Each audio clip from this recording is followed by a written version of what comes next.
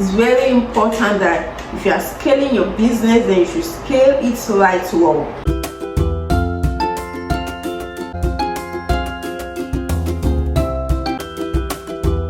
Hello, welcome to my channel. Welcome. My name is Adeyemi Adeola Elizabeth, and I am so happy that you are able to join me today. So don't go nowhere. Firstly, this information is created for information and educational purpose only, and it does not create lawyer-client relationship between me and you. So if you need legal advice, I would advise you to go to a lawyer, and of course I am one, so you can actually contact me on my email and also on the comment section. Now let's get right into the video of today. I've always wondered why I'm so passionate about business owners, entrepreneurs and startups, and then I realized, looking back, that I have started a number of businesses. I started a business while on campus as a university student. I had a mini supermarket in my hostel. I also after service year, I went into the business of restaurants. Yes, I partnered with a friend of mine and we opened a restaurant for NYSC students. That was when we were done with NYSC ourselves.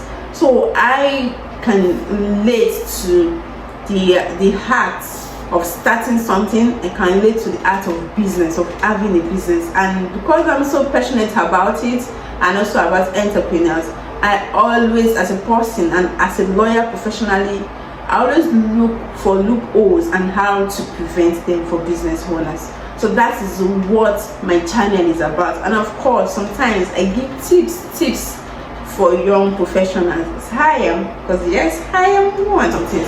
So as a startup, first thing is a startup. A startup is a business who is just starting up. Yes, that is why it is called startup. Business that is just starting up, that's probably in the prototype or just in the idea stage, or probably in the market, but first or second year of operation. And most of them, I'm going to be giving you just five legal issues that you should avoid as a startup, because it is very important that if you are scaling your business, then you should scale it right well, and then you should avoid some things. Yes, 5 legal issues that you should avoid as a startup. The first one is for you to avoid a wrong entity. Avoid putting up a wrong entity for your business. If your business is for profit, go for a profit entity, and if it is not for profit, then go for a non-profit entity. If you want to bring in founders, you don't want to be the only one in charge, you want to have directors, you want to have co-founders, then also you should know that there is a structure that you can't go for, and also there are structures that you should go for if you meant to have founders in your business. So firstly, don't choose a wrong entity at all. You might eventually correct it, but it might not really be favorable to you at the long run. So why not just start well and start by having the right entity. Put in the right entity. It will definitely scale your business. When I talk about entity, I meant your business structure. Is that a business name or a limited liability company or an NGO or a partnership? Those are what we call entity for business owners. They are basically the structure that guide your business operation. So if whatever business you want to go for, start with the right business entity. And of course, the second, that's one thing I'm waiting for. The second one is for you to guide your intellectual property. If you want to start a business or you want to co-found with someone, then you should have an IP protection. You're doing creative thoughts, you might be putting out slogans, you might be putting out graphic designs, you might be putting out phrases for your business, you might be putting out a lot of things. So have an IP ownership protection. If any of the founders should bring in a creative thought or bring in a creative image or a creative mark, who should be the owner? Is it the company or is it the partner or the founder? So draw these things out, and then so that you won't, at the long run, you won't start having issues then when you should be cashing out as a company, you are unable to, because the person who probably had the intellectual property refused to give it out to the company. But where from the very beginning already expressed it and stated it in your contract that, okay, whatsoever creative thoughts, whatsoever creation that is going to come out from this company, any intellectual creation that is legible to be registered, that is original, and it is legible to be trademarked and registered as intellectual property, who should be the owner? There might be arguments to state that the partner should be the one in charge. Anybody whose creative thoughts, whose creative imagination bets anything, then that person should be the owner. Or it may be that any intellectual creativity that comes out from this business stays in this business and belongs to this business. So let it be stated there, so that you don't have any issues where you're going to court for intellectual property infringements. The third one, do not give out equity in your business. Don't invest equity anyhow. Third issue has to do with equity. It has to do with shareholding. If you register a limited liability company, of course that means that you're going to have shares and equity. And one advantage of having shares is that it helps you give part of your business to investors in exchange, probably 1% ownership of your business to somebody who invested into your business. Equity is okay, it's fine, but you should define it. You should define how it's going to be transferred, if it's going to be restricted, and if possible, avoid giving out equity in your business. If possible, if you can, avoid giving out, because you don't know the future of the business.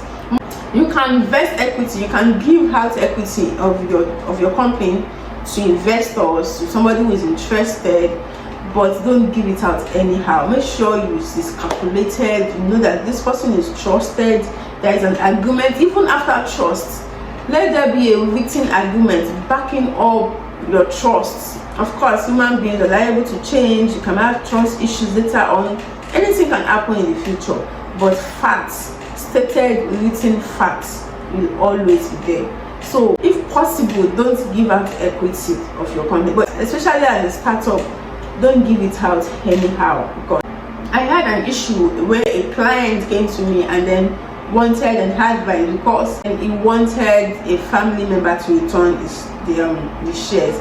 It was a partnership between two of them, so they gave him 40% and he was in charge 60%. Along the line, the brother was transferring his own customers to his own business, and he was setting up another business replica of that business. And can you just please return the 40%? I don't want you to be part of my shareholding again. The director and said, it's not possible. I have 40%, I'm going to hold on to my 40%. And even if I'm going to give it out at all, I have worked in this company, I ought to collect something. And this is the person that has been collecting salary without even giving the other person. What thing that you should avoid is avoid not complying with regulation, because it will always backfire. Not complying with regulations can actually injure and cause an effect on your business. So the first regulation that you should try to comply with is the Corporate Affairs Commission. There are regulations that through karma that guides your business, and one of these is the fact that all businesses must file annual returns. Annual returns is telling the commission your business is still in operation. So it's like telling them, oh, we are still here, we are still living, we are not dead. Yeah, that is what it means. So for business name, you have to file your annual return before June 30th of every year. And for limited, you file your annual returns according to your legal year. Your legal year might start by May to end by April. And regulations can also be determined by your industry, the industry in which your business is. So if your business is, if you are into finance, money, agents, investment, security, if that is what your business is about, money security, then you should know that your business should comply with SEC. If you operate a company, a limited liability entity, then your business should comply with corporate governance. Know the industry that your business is and know the regulation that guide your business. so that you will always be in compliance. And it is a lawyer, a legal practitioner, who is especially a business lawyer, who can actually guide you the compliance procedure that your business deals with.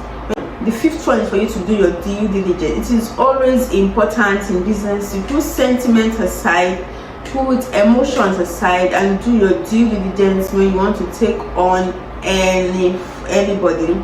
Check what is needed. Do I need to draft an agreement to protect us, to protect this relationship? Avoid not doing your due diligence. It might backfire. So don't leave out the legal aspect, and also leave out your own intuition, and of course God. Yeah, I hope you enjoyed this session. The content of this video is not limited to Nigerians alone, so feel free to share with your friends, and also feel free to comment in the comment section. And of course, if you want me to talk about some things, drop it in the comment section. I will be more obliged to highlight and also tape your comments in my next video. Bye. Don't forget to share. Even if you don't like this video, share it. Share. If you don't like it, share. And if you would like it, why don't you just share?